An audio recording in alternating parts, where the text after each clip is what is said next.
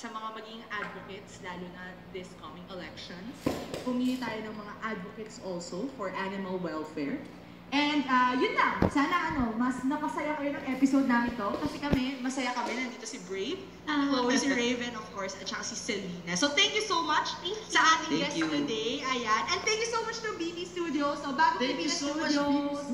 Ayan, no. So sana hindi kayo ma-stress sa amount of shedding na meron si Brave at si Chloe today. Kasi nag-enjoy naman kami. Kaya naman, with that, sa bawat usapin, sa bawat issue, may boses tayong mga kabataan. Sumali, makinig at makiisa dahil ang bawat opinyon ninyo'y mahalaga. Sabay-sabay natin isigaw sa buong mundo. School Days! May